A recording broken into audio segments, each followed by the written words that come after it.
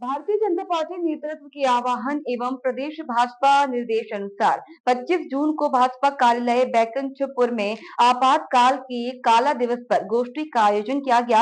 आयोजन के प्रभारी मेजर अनिल सिंह मुख्य वक्ता के तौर पर उपस्थित रहे। बता दें, गोष्ठी के मंच का संचालन जिला महामंत्री पंकज गुप्ता के द्वारा करते हुए प्रभारी मेजर अनिल सिंह का स्वागत परिचय कराया गया। तत्पश्चात जिला अध्यक्ष कृष्ण बिहारी जायसवाल ने कार्यकर्ताओं के समक्ष गोष्ठी पर अपना वक्तव्य प्रस्तुत करते हुए कहा कि 25 जून 1975 का आपातकाल भारतीय लोकतंत्र का वो काला अध्याय है जिसे कभी भुलाया नहीं जा सकता। आपातकाल के दौरान इस देश के आम लोगों को लोकतंत्र के तमाम स्तंभों को बड़ी यातना से गुजरना पड़ा था। इस देश के संविधान को छत बिछत करते हुए कानूनों में ऐसे संशोधन किए गए थे जिससे समूचे राष्ट्र को नुकसान हुआ था।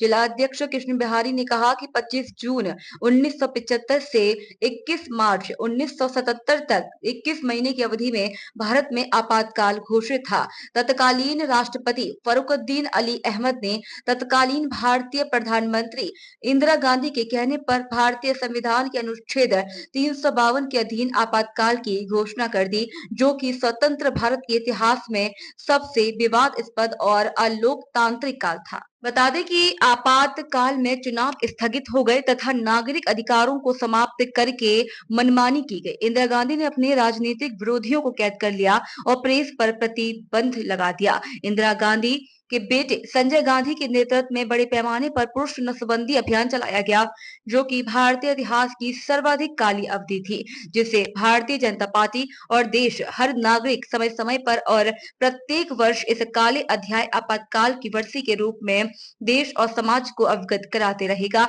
और कांग्रेस की ऐसी कुरीतियों से आने वाली पीढ़ी को जागरूक करता रहेगा। अब बता दें कि पूर्व प्रधानमंत्री इंदिरा गांधी द्वारा 25 जून 1975 में भारत पर थोपे आपातकाल के आज 50 साल पूरे हो गए। आपातकाल की 50वीं वर्षी पर गोष्ठी के प्रभारी मेजर ने प्रतिक्रिया देते हुए कहा, आपातकाल लोकतंत्र का काला अध्याय है और लोकतंत्र का काला अध्याय के साथ आपातकाल जो प्रतीक है असफलता की कुंठा से उपजे अहंकार और दमन के कुचक्र का।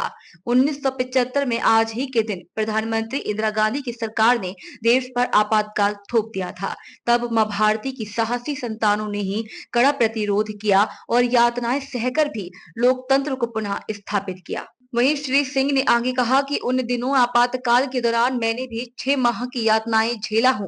तत्पश्चात एक कांग्रेसी नेता को जमानत देने पर मुझे भी जमानत मिली। मामले के दौरान मैं भी कांग्रेस की कुंठा करतूत और कुरीतियों से बचने 6 माह घर का त्याग किया था। कार्यकर्ताओं की समक्ष आपातकाल के 21 महीनों के एक एक दिन के अत्याचार और क्रूरता, षड्यंत्र और साजिश पर प्रकाश डालते हुए श्री सिंह ने कहा कि 25 जून 1975 को तत्कालीन पीएम इंदिरा गांधी ने आपातकाल की घोषणा की है और इलाहाबाद हाई कोर्ट ने इंदिरा गांधी की संसद सदस्यता के चुनाव को अवैध करार देते हुए रद्द कर दिया था। इस पर इंदिरा गांधी बौखला गईं और उन्होंने आनन फानन में 25 जून की रात को देश में आपातकाल लगा दिया। यह आपातकाल 21 मार्च 1977 तक लागू रहा।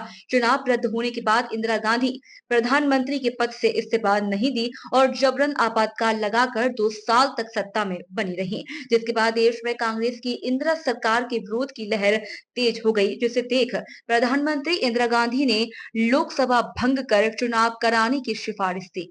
वहीं चुनाव में आपातकाल लागू होने का फैसला कांग्रेस के लिए घातक साबित हुआ। खुद इंदिरा गांधी अपने गढ़ रायबरेली से चुनाव हार गई।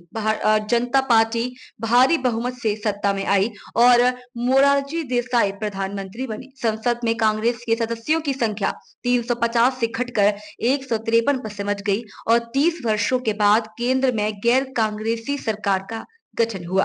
कांग्रेस को उत्तर प्रदेश, बिहार, पंजाब, हरियाणा और दिल्ली में एक भी सीट नहीं मिली। वहीं नई सरकार ने आपातकाल के दौरान लिए गए फैसलों की जांच के लिए जांच आयोग गठित की गई। हालांकि नई सरकार 2 साल ही टिक पाई और अंदरूनी अंतर्विरोधों के कारण 1979 में सरकार गिर गई और इस तरह इंदिरा गांधी द्वारा देश में लगाया गया आपातकाल भारत के राजनीतिक इतिहास की एक अमिट घटना बन गई। गोष्ठी में मुख्य रूप से प्रभारी मेजर अनिल सिंह, बैकुंठपुर विधायक भैयालाल राजवाड़े, जिला अध्यक्ष कृष्ण बिहारी जायसवाल, जिला उपाध्यक्ष लक्ष्मण राजवाड़े, शैलेश शिवहरे, जिला महामंत्री पंकज गुप्ता, विनोद साहू, नगर पालिका अध्यक्ष नविता शिवहरे, उपाध्यक्ष राजेश साहू, जिला पंचायत सदस्य वंदना राजवाड़े, बिमल कांत गुप्ता सहित बड़ी संख्या में भाजपा कार्यकर्ता उपस्थित रहे।